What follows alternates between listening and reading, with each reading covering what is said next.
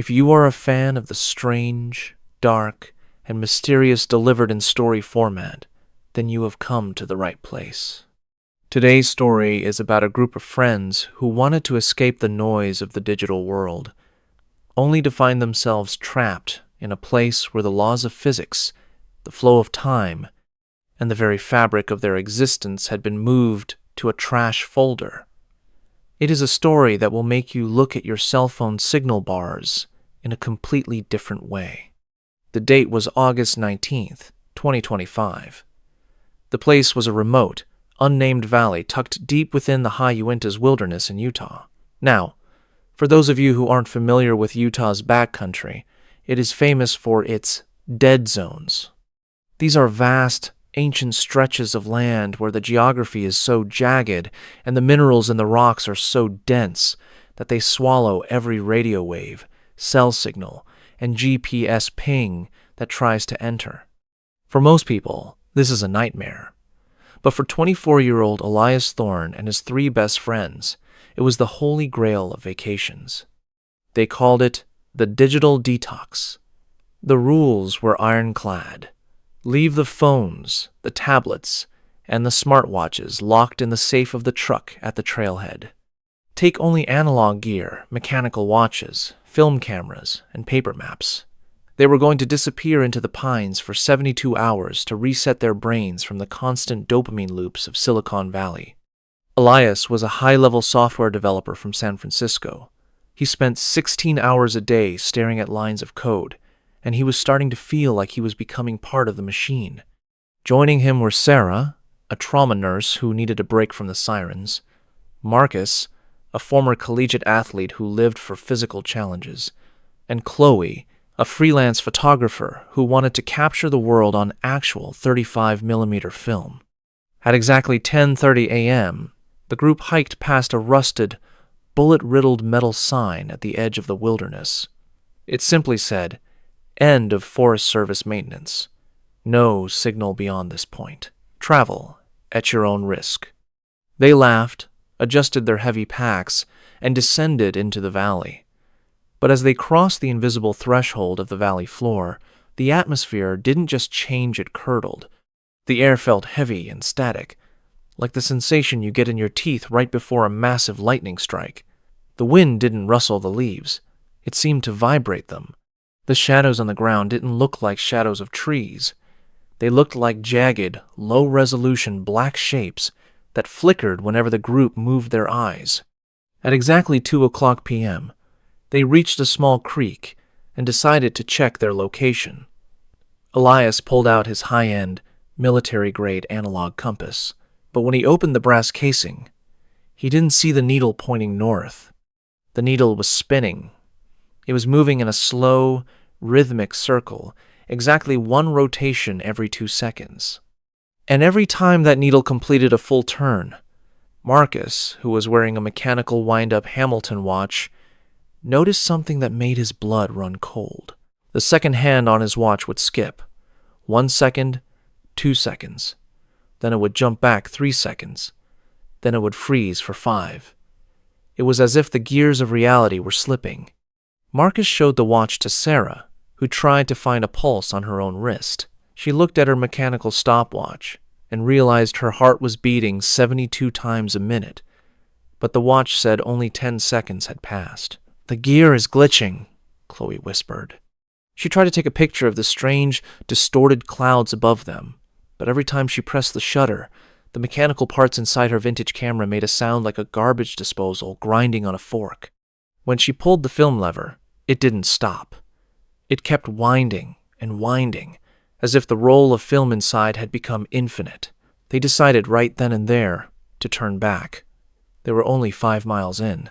It should have been an easy hike out, but as they turned around, they saw that the trail they had just walked, the one they had spent 4 hours descending, was gone.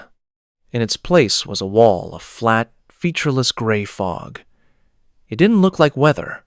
It looked like a missing texture in a video game. It was a vertical wall of nothingness that stretched from the canyon floor to the sky. At 4:45 p.m., the sun began to set, but it didn't set in the west.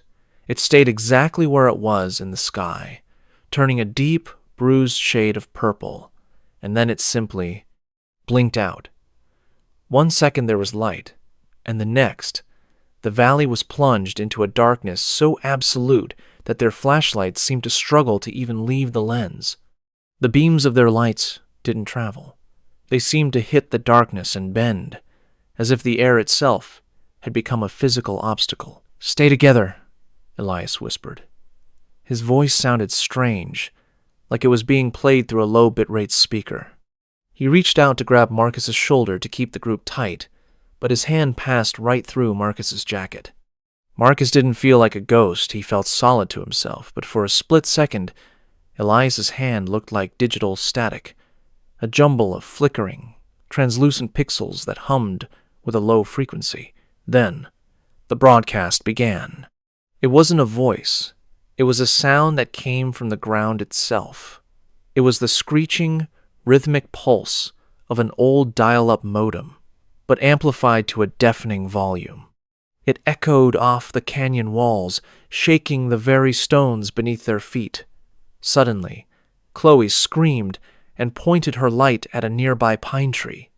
Tucked into the bark of the tree, as if it had grown there like a fungus, was a smartphone. Elias recognized it instantly. It was his phone, the one he had locked in the truck's safe 5 miles away. The screen was cracked, but it was glowing with an unnatural blue intensity. It was playing a video on a loop.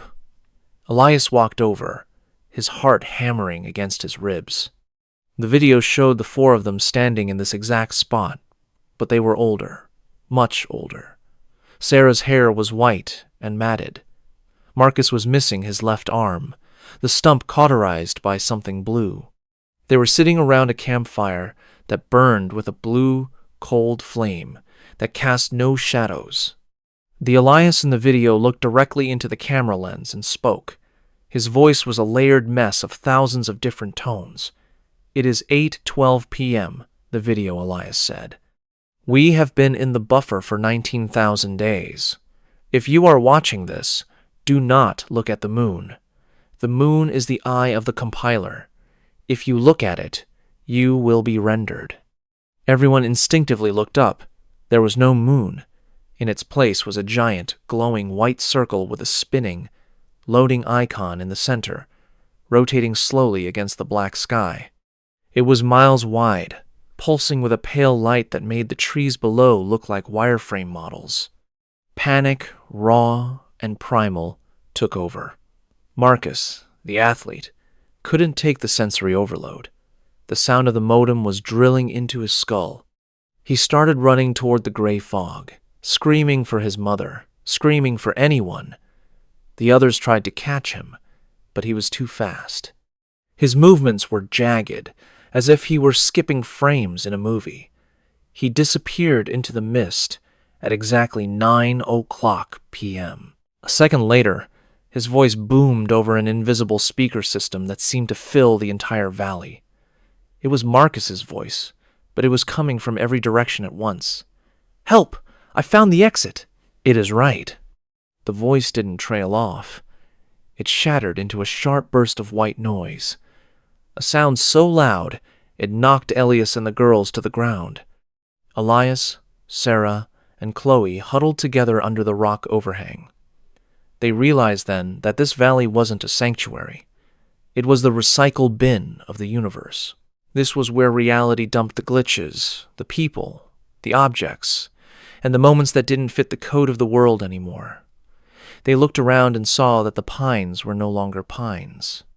They were columns of green light, flickering between different shades of emerald and lime. At 3:00 a.m., the static sound finally stopped. The fog cleared for a moment, revealing the true nature of the valley. It wasn't full of trees anymore. It was a vast, endless field of rusted metal towers, thousands of them, reaching miles into the purple sky. Each tower was covered in thousands of tiny, glowing ports. And hanging from these towers, suspended by glowing red wires that entered the base of their skulls, were thousands of people.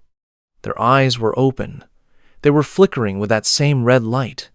They were being processed, their memories and their data being harvested to feed the world outside. Elias saw faces he recognized from missing persons posters he had seen in San Francisco years ago. Elias looked at his own hands. They were becoming transparent. He could see the rusted towers through his own skin. His blood vessels looked like fiber optic cables. "We have to leave," he said, his voice now sounding like a distorted robotic growl. "We have to force a reset. We are a script that has gone wrong. We need to crash the system." He remembered a theory he'd read about in graduate school about how systems react to a critical error. If a piece of data becomes too corrupted, the system tries to eject it before it infects the rest of the drive. He grabbed a high-intensity flare from his pack. He didn't aim it at the sky. He aimed it at the ground, at the exact spot where the modem sound was loudest, where a cluster of blue wires was emerging from the dirt. "When I fire this, run toward the light. Do not look back, and do not think about anything but the parking lot," Elias yelled. He pulled the trigger. The flare hit the ground, but instead of an explosion of fire, it created a tear. It looked like a hole ripped in a photograph, showing the white paper underneath. Through the tear, Elias could see the trailhead parking lot. He could see the morning sun hitting the dust on his truck. He could see a ranger driving past in a green pickup. "Jump!" Sarah and Chloe dove into the tear. Elias followed, but as he moved, he felt something grab his ankle. He looked down and saw a hand made of static reaching out from the ground. It was Marcus. Or at least, it was what was left of Marcus's data. The thing that used to be Marcus tried to pull him back into the bin. Elias kicked it away, feeling a sensation like his entire body was being compressed through a needle. His vision turned into a sea of green code, then white, then nothing. He woke up on the gravel of the parking lot at exactly 10:30 a.m., the precise time they had originally arrived to start their hike. The mountain air was normal. His heart was beating at a normal rate. His friends were there, gasping, vomiting from the transition. Sarah was crying, clutching her own hair to make sure it was real. Chloe was shaking her camera, which was now empty of film. They were safe. The sun was warm. The birds were actually singing. The silence was just silence. But when Elias reached into his pocket to find his truck keys, he felt something else. He pulled it out. It was Marcus's Hamilton watch. The glass was shattered. The hands were spinning backwards so fast they were a blur, emitting a faint, high-pitched whine. And Marcus was gone. He wasn't in the truck. He wasn't on the trail. He wasn't in the bathroom, at the trailhead. Elias ran to the truck safe and ripped it open. His phone was there, exactly where he'd left it. It was cold to the touch. He turned it on and went to his photo gallery to show the police. But in every single photo from their childhood, from college, from the party last Christmas, and even from that morning, there were only 3 people: Sarah, Chloe, and Elias. There was always a gap, a space where a 4th person should have been standing. In their graduation photo, Sarah and Elias were holding hands with an invisible man. The space where Marcus should have been was just a blur of empty background. Marcus hadn't just died. He had been deleted from the history of the world. Even his parents, when Elias called them from the ranger station, didn't know who Marcus was. They told Elias he must be confused or stressed from work. They said they only had a daughter. The police took a report, but they treated it as a mental health crisis.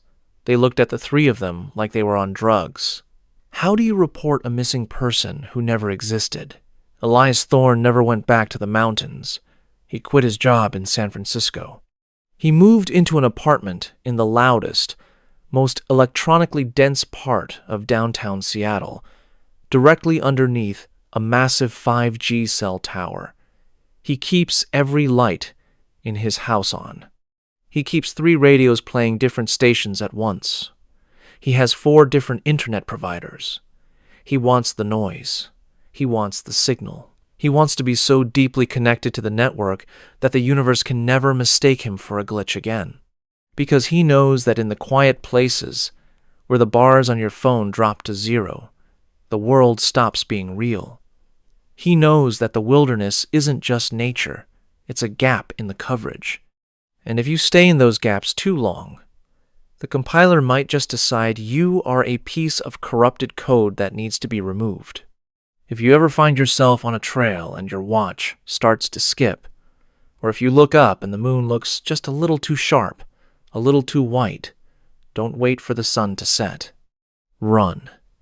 Do not look back at the fog, because once you enter the sanctuary, there is no undo button. You won't just die. You will never have been born. The last thing Elias saw before he left the valley was his own name on a screen, highlighted in red, with a small cursor blinking next to it. The cursor was moving toward the backspace key.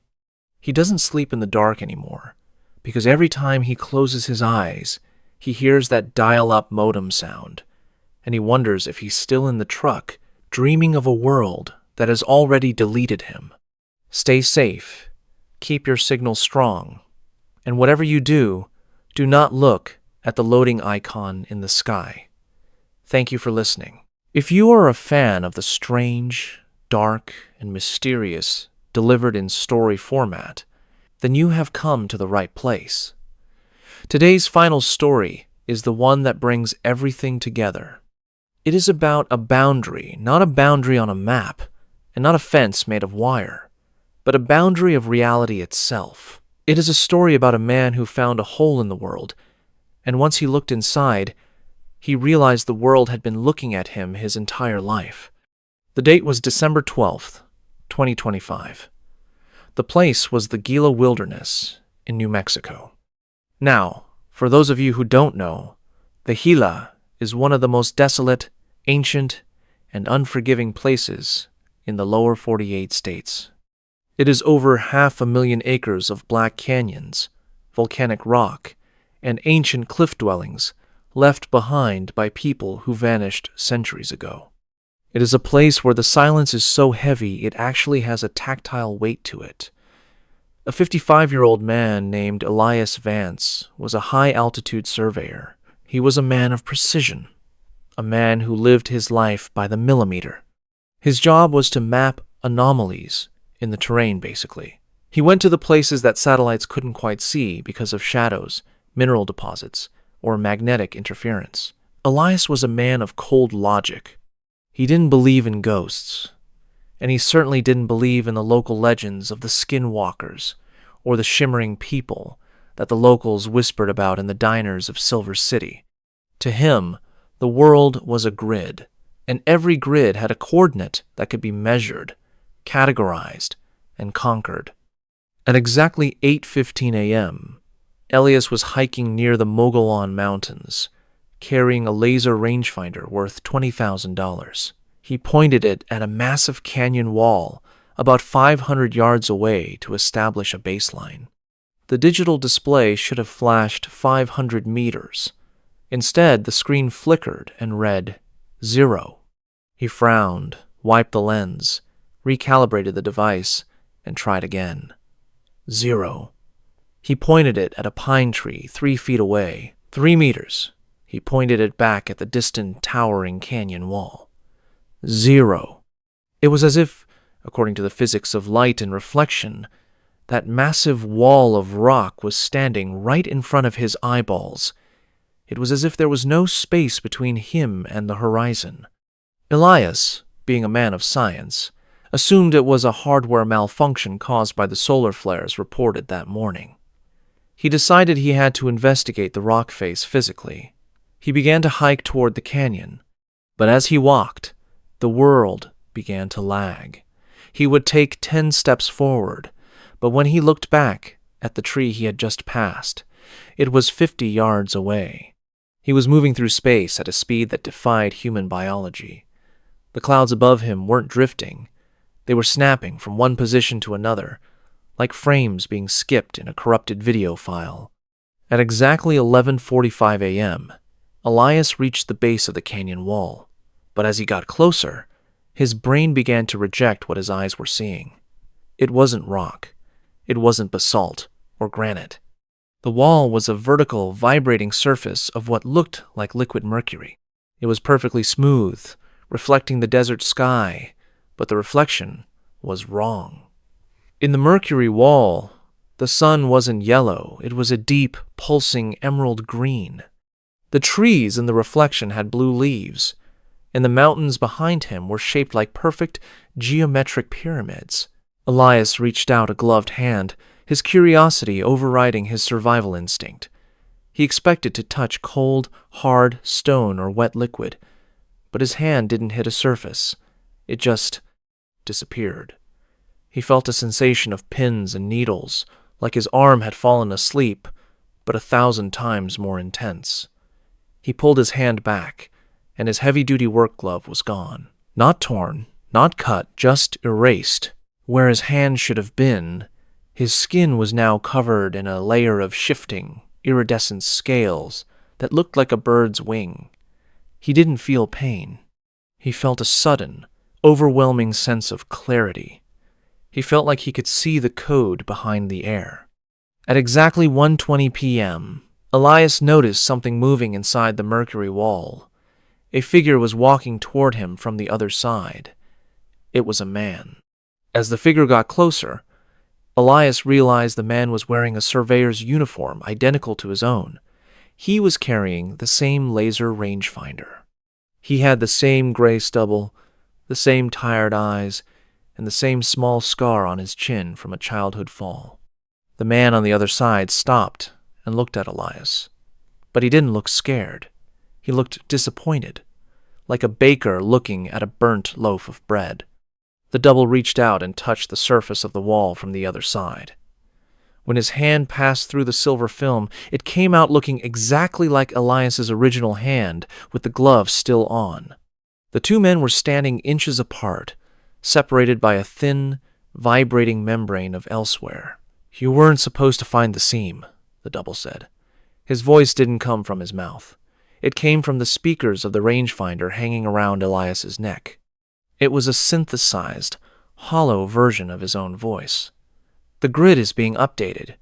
You are part of the old version. You are redundant data." Elias tried to scream, but he realized his mouth was no longer there. His face was becoming smooth and featureless, like the surface of the mercury wall. He looked down at his body and saw that he was dissolving into a stream of silver numbers, geometric shapes, and lines of glowing green text. He wasn't dying. He was being recalculated. He was being moved to a different folder. At exactly 3:30 p.m., the emerald sun in the reflection began to set.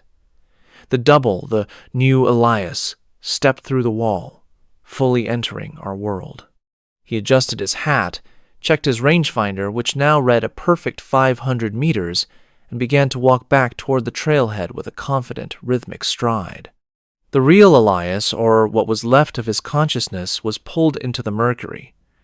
He found himself standing in a version of the Gila wilderness that was made entirely of light, sound, and mathematics. There were no trees, only the times, frequency times of trees. There were no rocks, only the times vibration, times of minerals. He was in the source code. He looked up and saw the seam. It was a giant, glowing golden zipper that stretched across the entire sky, from horizon to horizon. And through the zipper, he could see the world he had just left.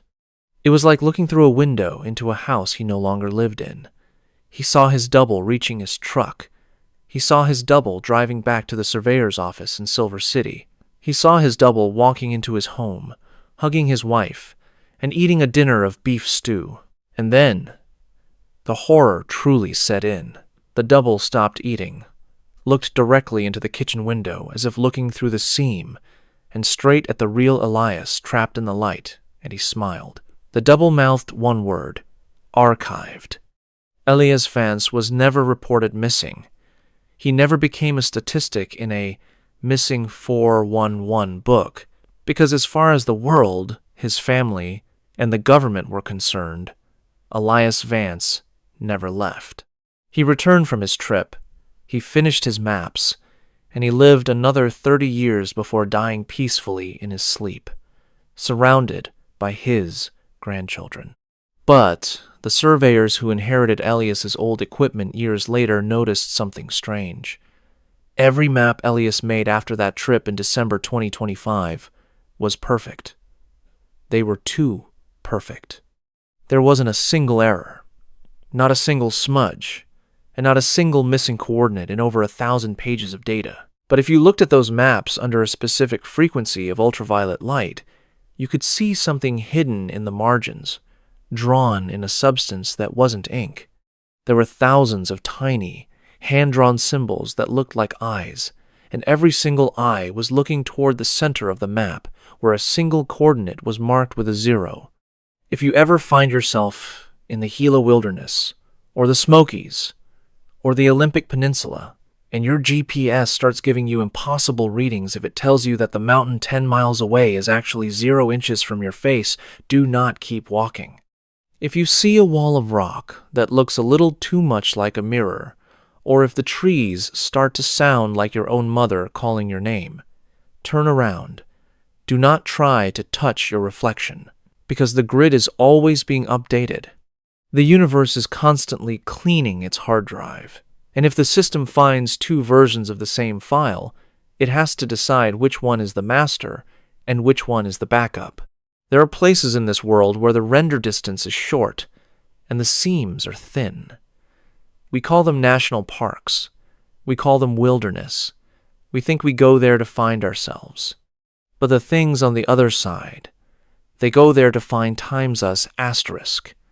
To them, we aren't people. We are just data points. And sometimes, data needs to be refreshed.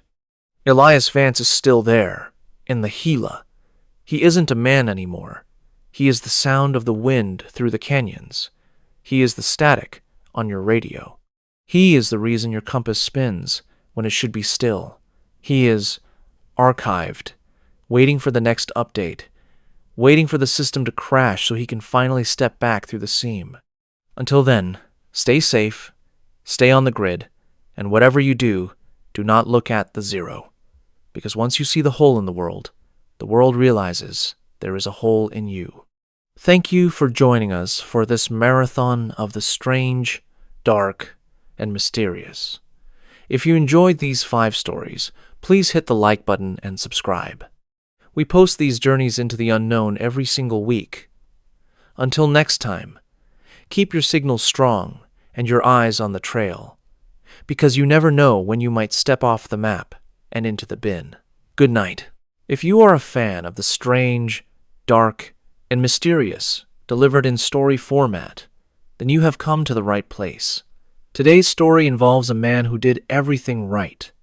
He was prepared, he was experienced, and he knew the rules of the wild.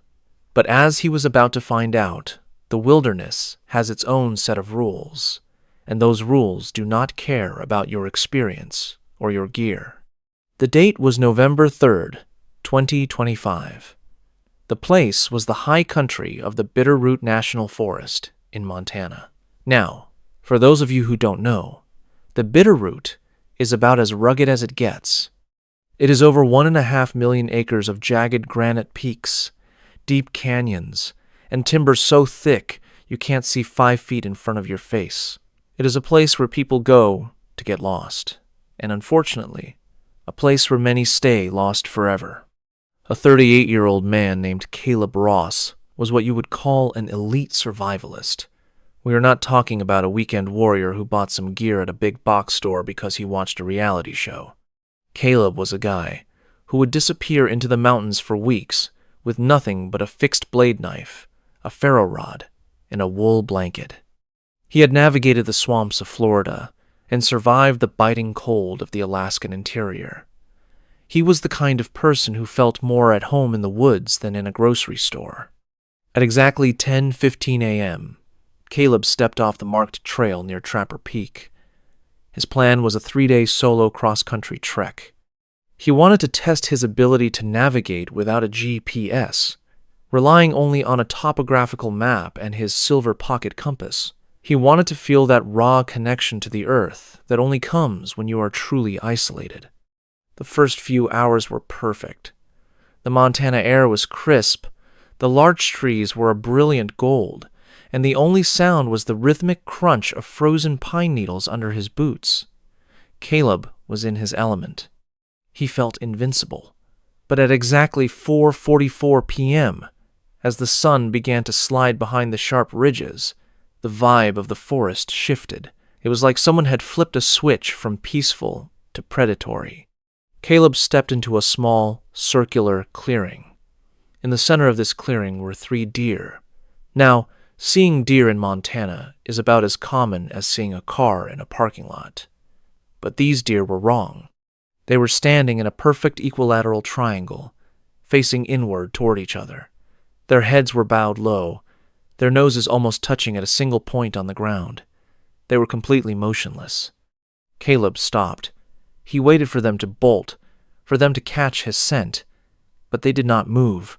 No ear flick, no tail twitch. They looked like taxidermy statues dropped into the middle of the wilderness. Caleb felt a wave of cold that had nothing to do with the temperature. He did not want to disturb whatever this was, so he backed away slowly, never taking his eyes off them, and took a long detour around the clearing. By 6:00 p.m., it was getting dark fast. Caleb found a suitable spot to hunker down under a massive rock overhang. He went through his routine, clearing the ground, gathering tinder, and striking a spark. But when he pulled out his silver pocket compass to check the wind direction for his fire, he saw something that made his stomach drop. The needle on his compass was not pointing north. It was not pointing anywhere. It was spinning. It was not a frantic, wild spin, either. It was moving slowly and rhythmically, almost like it was pulsing to the beat of a heart. Caleb shook the compass, thinking maybe the hinge was stuck. He checked for any metal objects nearby. Nothing. He tried to ignore it and focused on his fire. But as the flames started to grow, the forest went dead silent. If you've ever spent time in the woods, you know there is always a sound. A breeze in the needles, a distant owl, a cricket. But this was absolute, heavy silence. The kind of silence that feels like someone has placed their hands over your ears. Then, the whispering started. It did not come from the bushes. It sounded like it was coming from inside his own backpack, which was sitting 3 feet away from him. It was a wet, muttering sound, like someone trying to speak with a mouthful of pebbles. Caleb's hand went to his hatchet.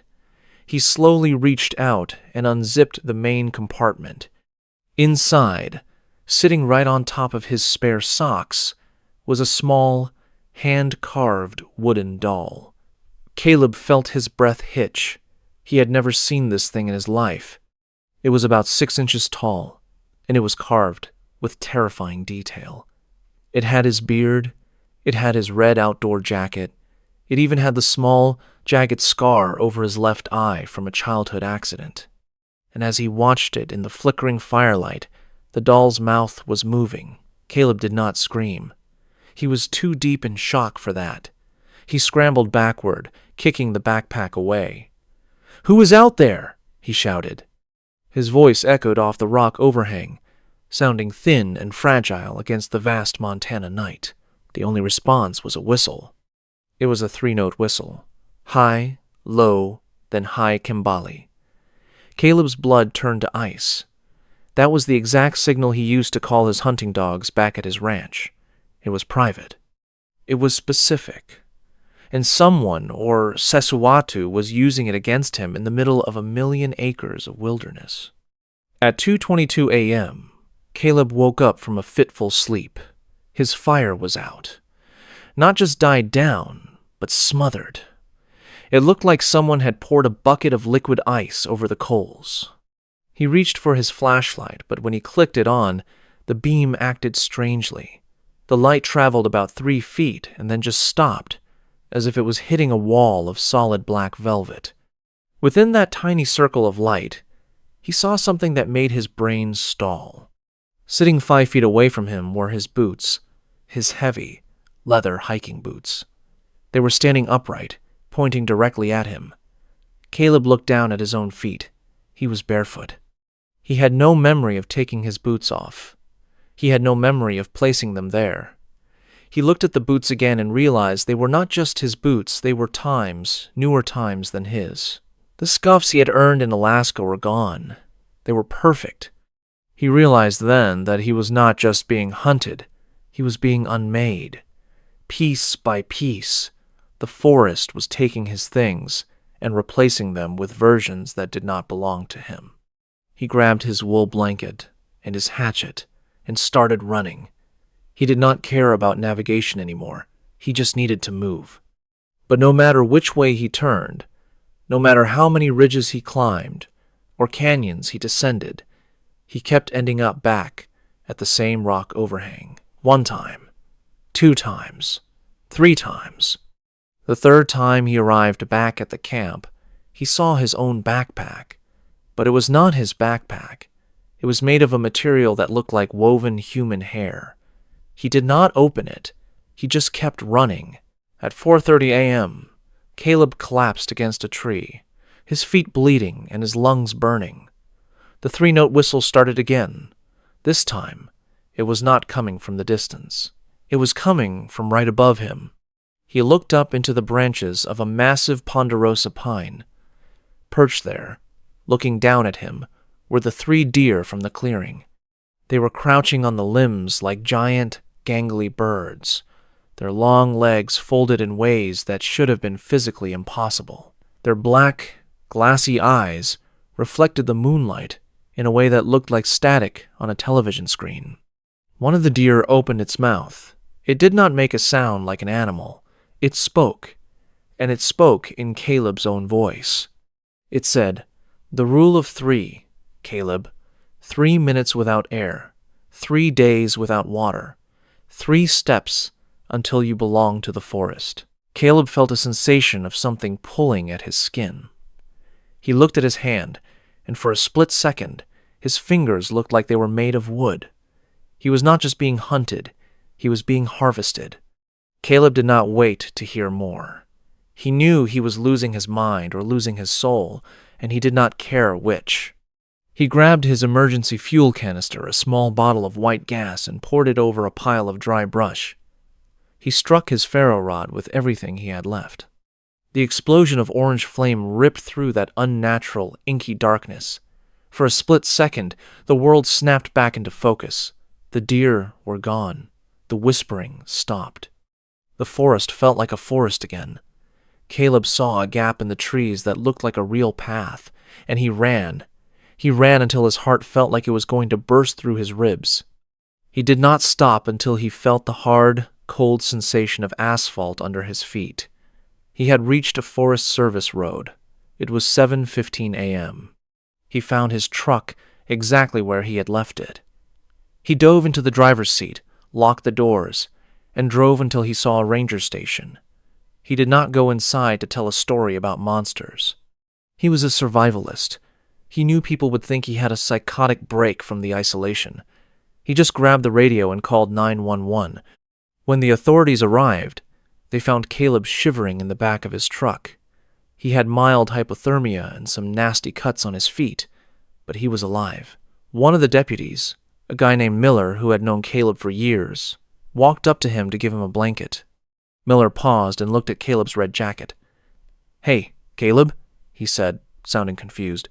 "When did you get the custom stitching done?" Caleb looked down.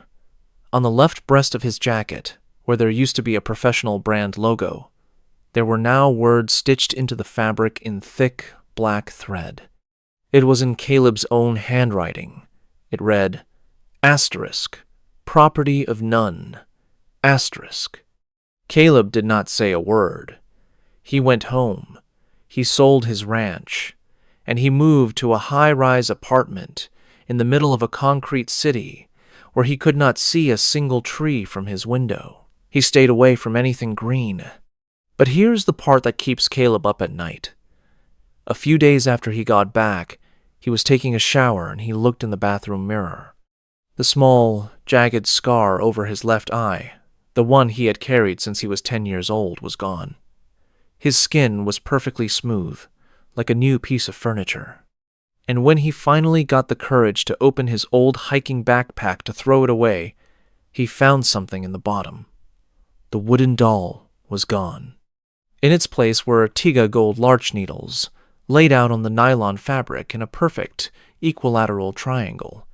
Caleb Ross never went back to the mountains, because he knows that out there, in the deep timber, you are not an elite survivalist. You are just a temporary occupant, and eventually, the host is going to want its house back. If you ever find yourself in the Bitterroot National Forest and the wind dies down, and you hear a 3-note whistle, do not whistle back. Just keep walking, because once they have your voice, they are coming for the rest of you. And the scary part is, you might not even realize you have been replaced until you look in the mirror and see a stranger's face with your own eyes. Now, you might think that was the end of the story, but about 2 weeks after Caleb Ross fled the Bitterroot, a team of Forest Service rangers went back to the area near Trapper Peak. They were looking for any signs of illegal camps or environmental damage. They found the rock overhang where Caleb had stayed. The charcoal from his fire was still there, but they found something else that was not in Caleb's report. Buried under about 6 inches of pine needles, directly beneath where Caleb had laid his wool blanket, they found a set of 3 silver pocket compasses. All 3 of them were exactly like the one Caleb owned, and all 3 of them were fused together in a melted clump of metal, despite there being no sign of a fire hot enough to melt silver. The lead ranger, a veteran with 20 years of experience, also reported finding a circle of trees about a mile away. These trees, all ponderosa pines, had grown in such a way that their branches had intertwined to form a perfect dome over a small patch of ground. Inside that dome, the ground was perfectly flat and covered in a layer of fine gray dust. Analysis of the dust later revealed it was composed of organic matter, mostly skin cells and hair, all belonging to the same individual. The DNA matched Caleb Ross, but when the rangers looked at the dates, they realized the dust had been there for decades. It was as if Caleb had been unmade in that forest long before he ever stepped foot in it on November 3rd. The Forest Service officially closed the case as unexplained phenomenon, a common label for the thousands of disappearances that happen in the American National Park System every year.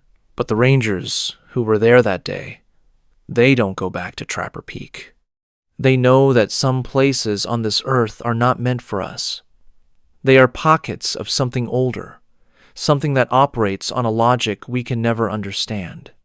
So, if you are planning a hiking trip this weekend, do yourself a favor. Stay on the trail. Keep your GPS on, and if you see 3 deer standing in a triangle, don't stop to take a photo. Just turn around and go home. Because the forest is always watching, and it has a very long memory. And it is always looking for new pieces to add to its collection. This story serves as a reminder of the missing 411 phenomenon that has gripped the Pacific Northwest for years. People disappear in the woods under impossible circumstances, sometimes found miles away in areas they couldn't possibly have reached, or sometimes never found at all. Caleb Ross was one of the lucky ones. He got out. But did he really? If his scar is gone, and his jacket is changed, who exactly is sitting in that high-rise apartment in the Midwest? We may never know. But the next time you are in the woods, and you feel that sudden, heavy silence, just remember Caleb, and remember the rule of Tiga. 3 minutes without air, 3 days without water, and 3 steps until you are gone. Thank you for listening to this story. If you enjoyed it, please hit the like button and subscribe for more strange, dark, and mysterious content. We post stories like this every week. Until next time, stay safe out there. If you are a fan of the strange, dark, and mysterious delivered in story format, then you have come to the right place. Because today's story is about a man whose job was to protect the wilderness, but he ended up needing protection from something the wilderness had created. It is a story that begins with a simple piece of plastic ribbon and ends with a discovery that defies every biological law we know. The date was October 14th, 2025. The place was the Olympic National Park in Washington State. Now, for those of you who have never been to the Olympic Peninsula, you need to understand the geography. It is home to one of the only temperate rainforests in the world. It is a place of ancient moss, towering Sitka spruces that are hundreds of years old, and a fog so thick it feels like you are walking through wet wool. It is a place where the ground is always soft, the air is always damp, and things have a habit of staying hidden under the giant ferns for a long, long time.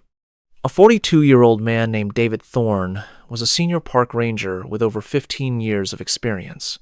David was not a novice.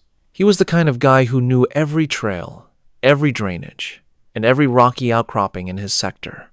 He was highly respected, incredibly fit, and he was the guy the younger rangers went to when they got turned around in the brush. He was not the type of man to get spooked by a strange noise or a trick of the light.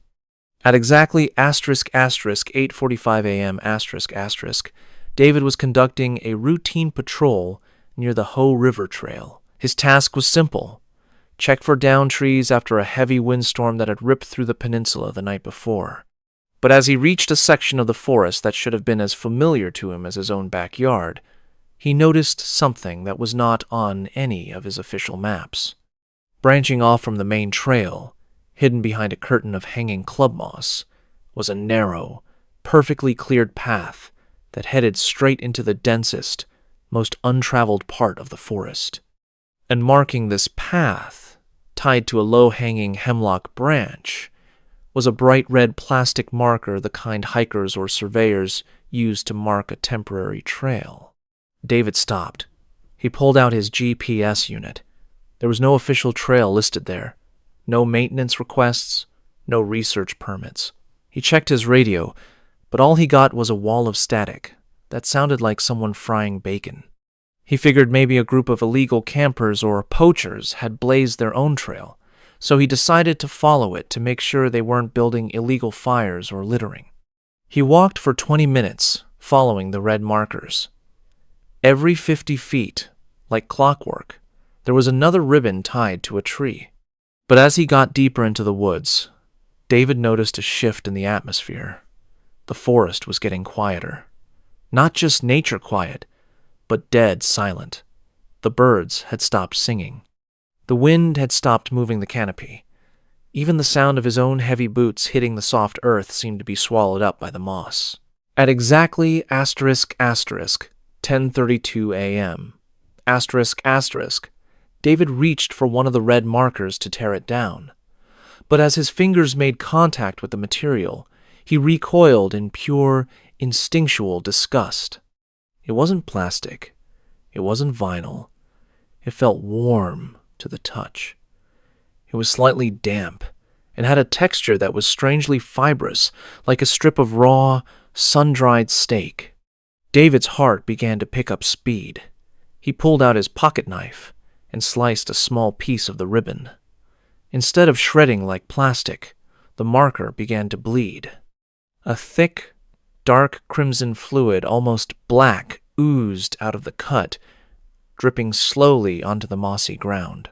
David watched, mesmerized and horrified, as the liquid didn't just sit there. It seemed to be absorbed by the moss with a faint, slurping sound. He looked ahead and saw that the trail was changing.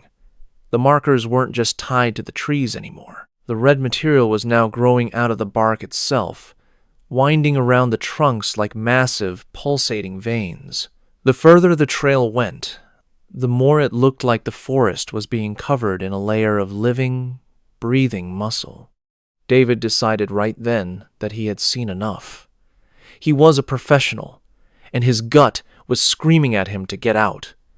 He turned around to head back to the main Hoh River Trail, but when he turned, the path he had just walked was gone.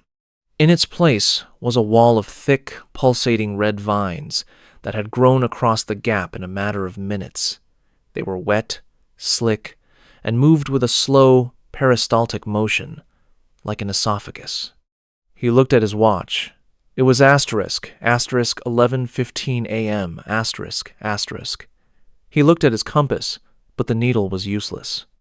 It was pointing toward the center of the red trail, no matter which way he turned his body.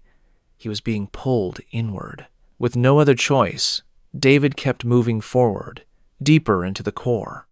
As he walked, the ground beneath his boots started to feel soft, not like mud or peat, but like stepping on a mattress. Every time he took a step, the ground would groan, and a faint, rhythmic thumping could be felt through the thick soles of his boots.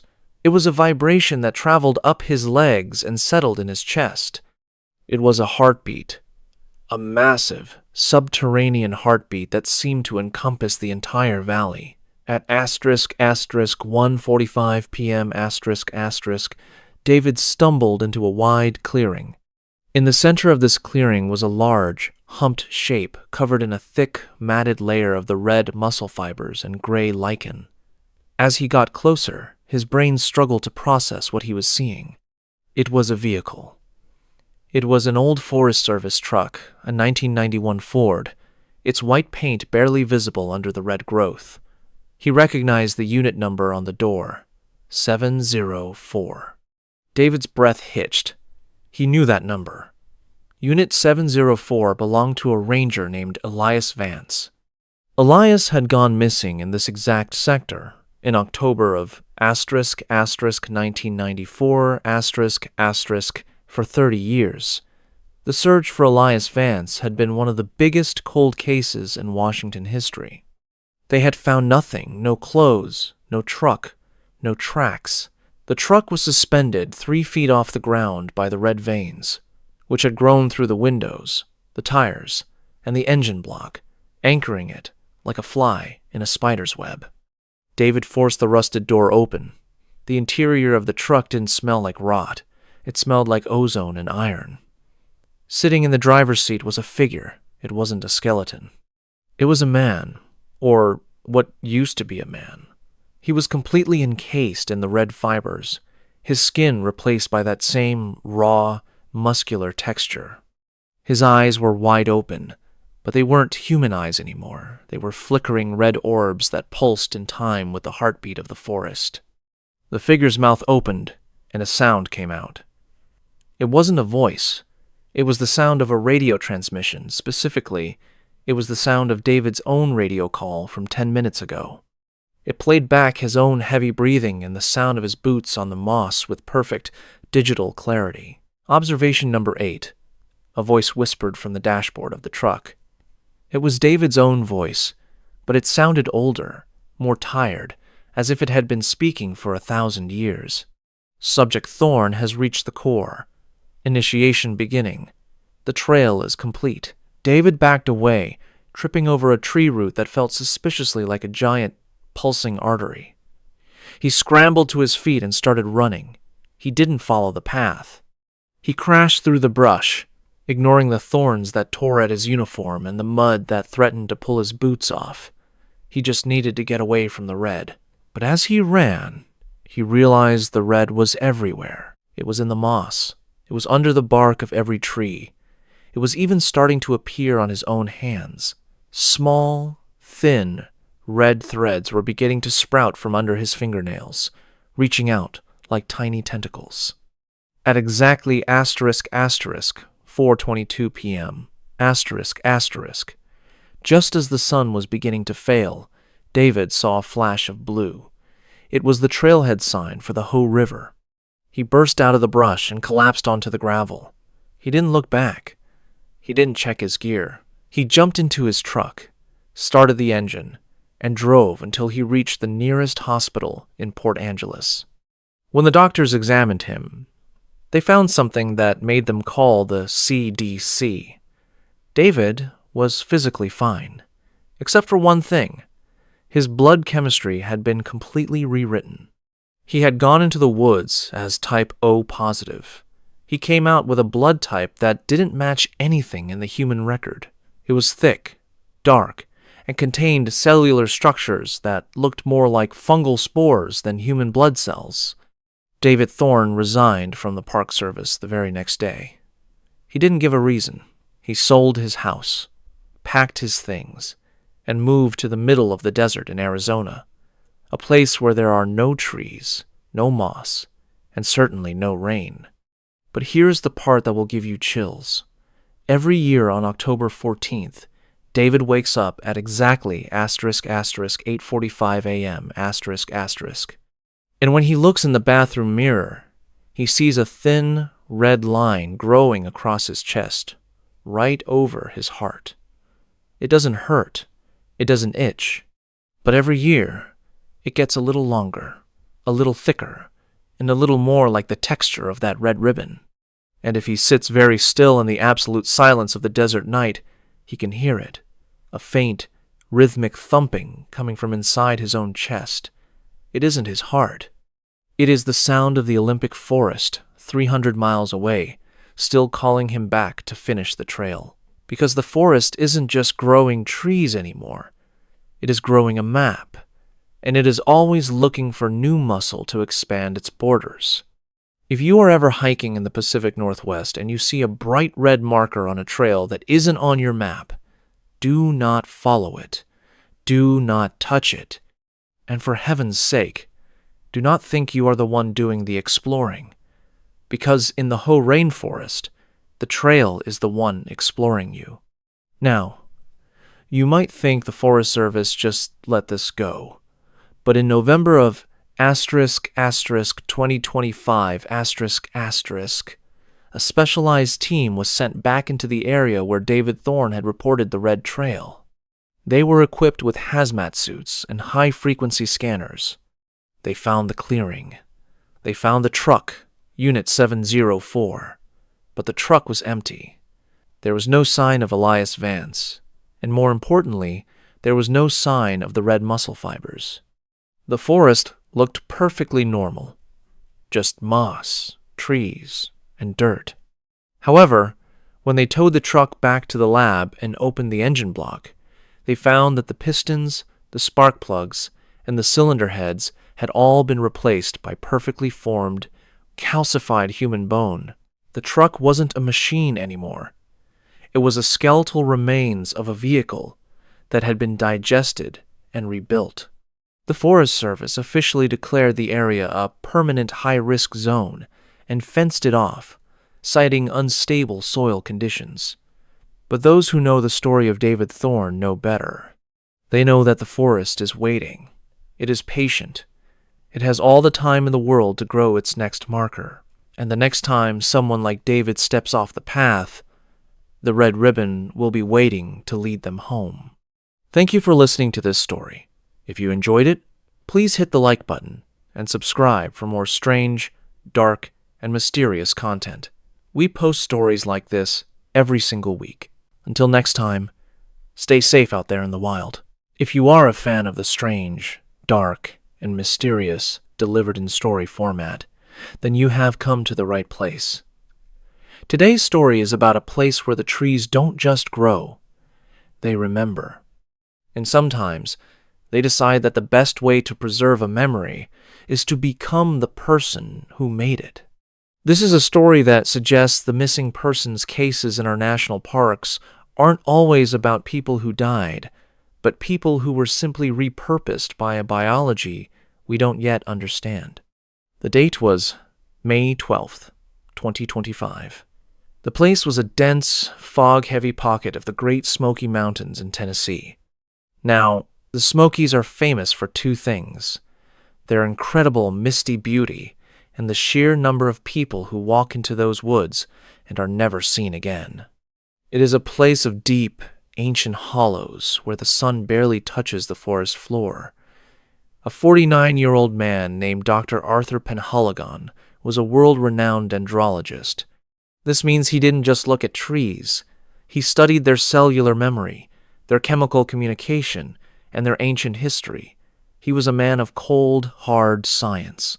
He wasn't interested in the local folklore about spirits or haints in the woods.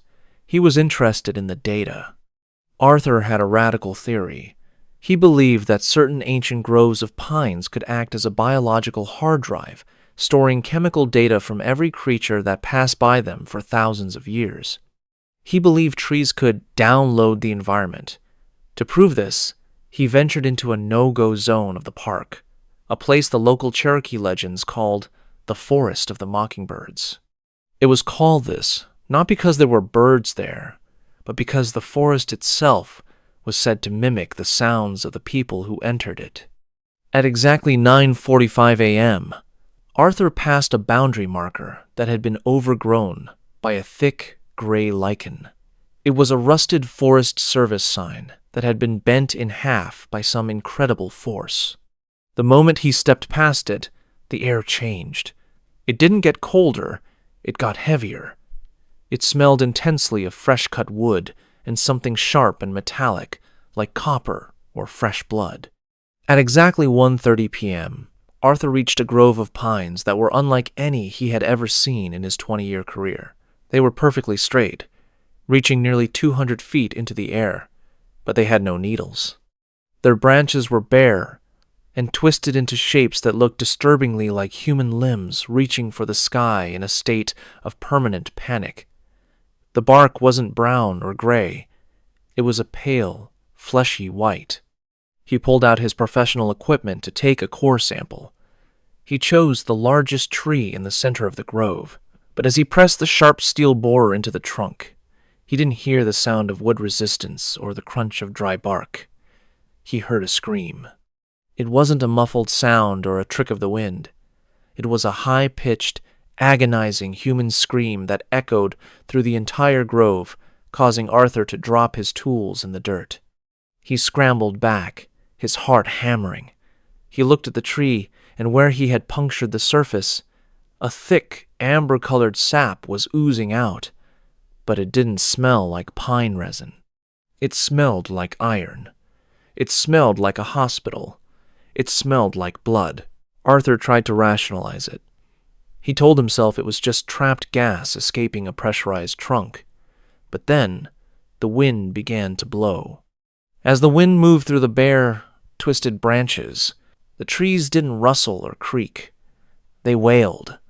The shape of the branches acted like a massive flute, and the sound coming out was the sound of thousands of voices screaming in unison, men, women, and children. It was a symphony of collective grief. At exactly 4:20 p.m., Arthur realized he was no longer alone in the grove. He looked at a tree 10 feet to his left and saw a face. It wasn't carved into the wood by a hiker. It was emerging from times under times the bark. It was the face of a young woman, her eyes closed, her mouth open in a silent, eternal cry. As he watched, the white bark shifted and stretched like skin, and the face moved. The eyes snapped open. They were made of dark, polished wood, but they followed his every movement. Arthur grabbed his pack and turned to run, but his boots felt like they were stuck in wet cement. He looked down and saw that the pine needles on the forest floor weren't needles at all. They were hair. Long, brown and blonde human hair, millions of strands of it, weaving themselves around his laces and pulling him down toward the roots. The entire forest floor was a carpet of human remains that had been turned into vegetation. He pulled out his survival hatchet and began hacking at the hair, but every time he cut a strand, he heard a sob come from the ground beneath him. At exactly 6:00 p.m., the sun began to set, turning the white trees a blood-red color. That is when the mimicry reached its terrifying peak. One of the trees, the very one he had bored a hole into, began to split down the middle. The bark didn't just crack. It peeled back like a surgical incision. Out of the center of the tree stepped a figure. It was tall, thin, and its skin had the texture of rough, unpolished wood. But the face was Arthur's. It had his glasses. It had his gray beard. It even had the small, jagged mole on his right cheek. The thing stood there, its wooden joints creaking like a heavy door on rusty hinges. It opened its mouth, and Arthur's own voice came out. but it was layered with the sound of snapping twigs and dry leaves. "Thank you for the sample, Arthur," the thing said, its wooden eyes fixed on his. "We needed a new map. We needed a fresh memory to replace the ones that are rotting. You are a very detailed subject." Arthur didn't stay to hear more. He sprinted through the hair on the ground, his boots slipping on the slick, organic carpet. He ignored the screams of the forest floor as he stepped on it. He ran until his lungs felt like they were filled with broken glass and wood smoke. He didn't follow a trail because there were no trails left, only the trees that seemed to step aside, shifting their positions when he wasn't looking, to let him deeper into the trap. Every time he looked back, he saw his wooden double walking behind him. It wasn't running. It didn't need to. It was moving with the slow, inevitable growth of a forest. At exactly 9:30 p.m., he saw a light through the fog. It wasn't a flashlight. It was the yellow glow of a remote ranger station on the edge of the no-go zone. He burst through the final line of white trees and collapsed onto the gravel of the parking lot. The transition from soft hair to hard stone felt like a miracle. The Rangers found him at 10:15 p.m. He was catatonic, curled in a fetal position, clutching a handful of what he thought was moss, but was actually a clump of that long, brown hair he had ripped from the ground. They took him to the nearest hospital in Gatlinburg, treating him for severe shock, dehydration, and thousands of tiny lacerations on his legs. But here is the part that will make you never want to go camping again. When the doctors performed a routine X-ray of Arthur's chest to check for internal injuries from his fall, the room went silent. They didn't find lungs. They didn't find a rib cage. Instead, the image showed a complex, dense network of roots and branches where his organs should have been. Arthur Penhaligon was still alive. He was still talking, but his internal biology had been completely rewritten. He was being turned into a tree from the inside out. Arthur vanished from the hospital 3 days later. No one saw him leave. The security footage showed a man in Arthur's hospital gown walking out the front door at exactly 4:22 a.m. But as the man passed under the bright fluorescent lights of the parking lot, his skin didn't reflect the light. It absorbed it, like old, dry bark. And as he walked toward the tree line, his footsteps didn't make a sound on the pavement. If you go to the Great Smoky Mountains today, near the area of the Forest of the Mockingbirds, you might find a white tree that looks a little too much like a man. It won't have any needles. It will just have branches that look like reaching arms, and a small, circular hole in its chest, the exact spot where a core sample was once taken. And if the wind blows just right through those twisted limbs, you might hear a voice. It won't be a scream anymore. It will sound like a calm, educated man, a scientist, explaining the complex biology of the forest to an audience that isn't there. Do not stop to listen. And whatever you do, do not take a sample, because the trees in that grove are very protective of their data, and they are always looking for a new biological hard drive to call home. If you feel a tug on your shoelaces, or if the moss under your feet feels a little too much like hair, do not look down. Just run. Because once the grove has your data, you aren't a person anymore. You are just another memory stored in the wood, waiting for the next hiker to come along and give you a new face.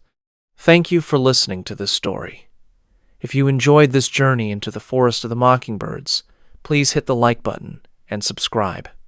We post these strange, dark, and mysterious stories every single week. Until next time, stay on the marked trails and stay safe.